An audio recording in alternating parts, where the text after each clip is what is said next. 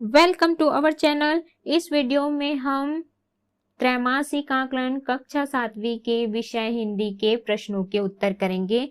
उससे पहले अगर आपने हमारे चैनल को अभी तक सब्सक्राइब नहीं किया है तो जल्दी से सब्सक्राइब कर लीजिए और इस वीडियो को लाइक कर अपने फ्रेंड्स को जरूर शेयर करें। तो चलिए शुरू करते हैं। सबसे पहले है वस्तुनिष्ठ प्रश्न। पहला, विलोम शब्द लिखिए। अवनति, इसका हो जाएगा उन्नति। भूत, इसका विलोम है वर्तमान। दूसरा है मुहावरों के अर्थ लिखिए। पहला, आंखें गड़ाना, एकटक देखना। दूसरा, कांप उठना, सहम जाना। तीसरा है पर्यायवाची शब्द लिखिए। पहला, बादल, इसका पर्यायवाची है मेघ जलद। दूसरा, पक्षी, खग विहंग। चौथा है तत्सम शब्द लिखिए। पहला, सोना स्वर्ण। दूसरा, बरस वर्ष। पांचवा है छत्तीसगढ़ी शब्दों को हिंदी में लिखो। सबसे पहला है चौमास, इसका उत्तर है वर्षा ऋतु। दूसरा है भईगे, इसका उत्तर है हो गया। छठवा है एक शब्द में उत्तर दो। पहला, जो सब जगह व्याप्त है, सर्वव्यापी। दूसरा, रास्ता चलने वाला, राहगीर।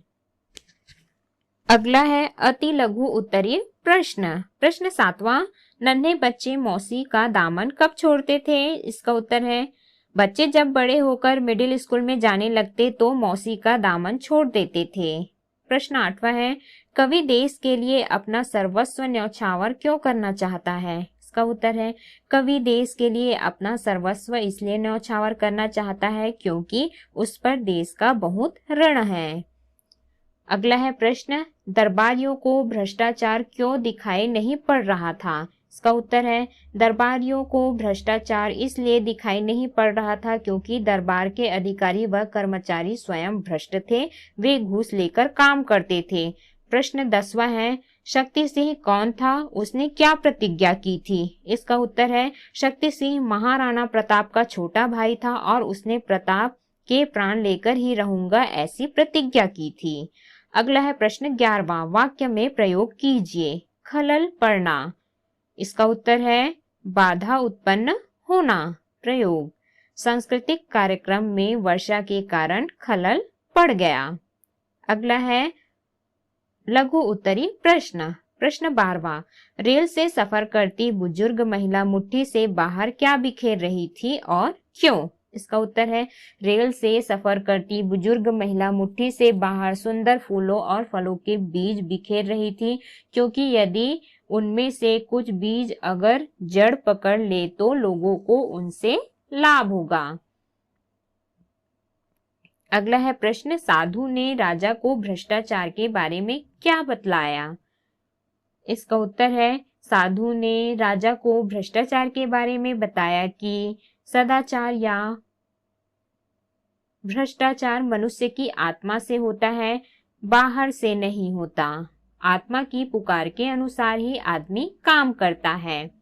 अगला है प्रश्न, हमारे देश अथवा राज्य में भ्रष्टाचार फैलने के क्या कारण आपको प्रतीत होते हैं? इसका उत्तर है हमारे देश में भ्रष्टाचार फैलने का मुख्य कारण निर्धनता व मानवीय मूल्यों में कमी आना है।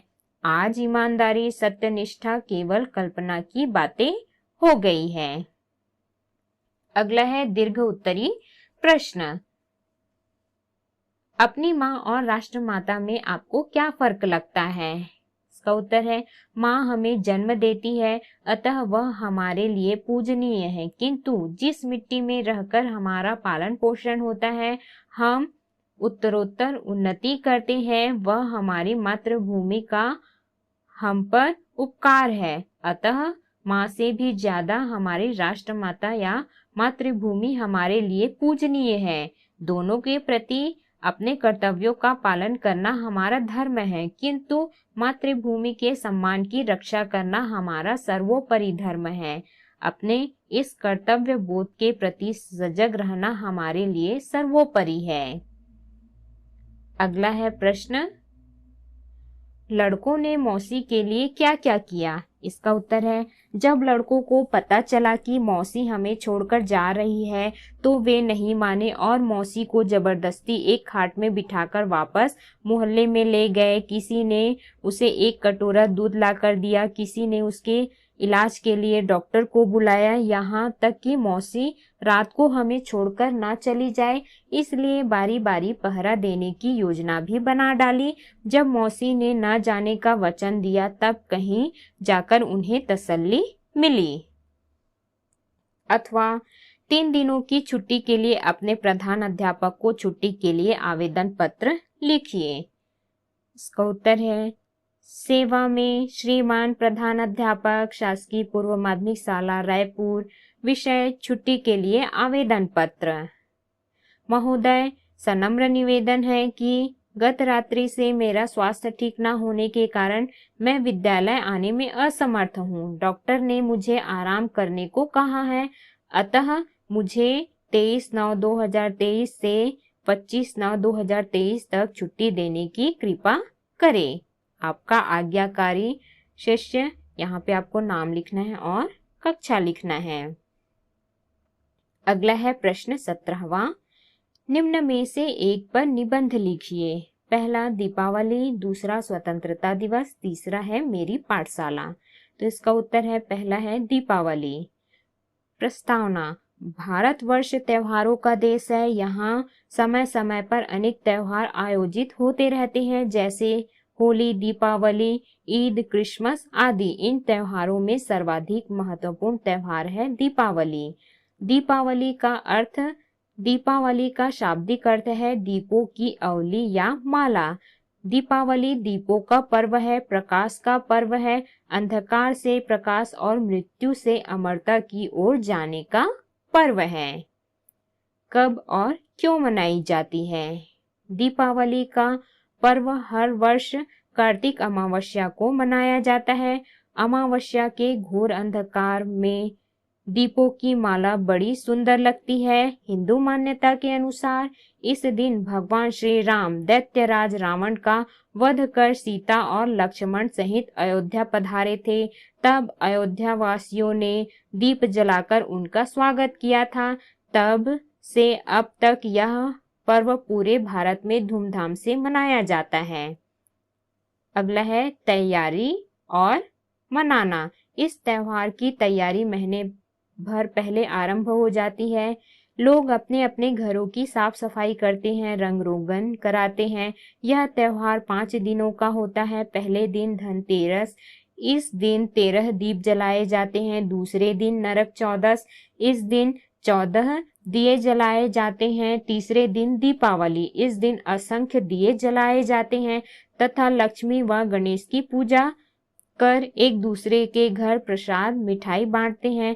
बच्चे पटाखे फुलझड़ियां जलाते हैं। चारों ओर आनंद ही आनंद होता है। चौथे दिन गोवर्धन पूजा की जाती है। 5वें दिन भाई दूज होता है। इस दिन बहनें अपने भाई की रक्षा के लिए व्रत रखती हैं और यम देवता की पूजा करती हैं। इस त्योहार में कुछ बुराइयां भी दिखने लगी हैं। बहुत से लोग इस अवसर पर जुआ खेलते हैं, शराब पीते हैं, मांस खाते हैं। इस प्रकार की प्रवृत्तियां समाज के हित में नहीं है और हमें इनसे दूर रहने का सतत प्रयत्न करना चाहिए। संदेश। दीपावली दीपों का पर्व है और दीप प्रकाश, त्याग, सेवा और समर्पण का प्रतीक है। यह पर्व हमें यह संदेश देता है कि हम अज्ञानता से ज्ञान की ओर जाएं, अंधकार से प्रकाश की ओर जाएं, मृत्यु से अमरता की ओर जाएं। ओम अस्तो मा सद्गमय, तमसो मा ज्योतिर्गमय, मृत्योर्मा अमृत गमय। यही दीपावली का पावन संदेश है। तो इस प्रकार से हमने प्रश्नों के उत्तर किए। हमारे नेक्स्ट वीडियोस के लिए चैनल को जरूर सब्सक्राइब करें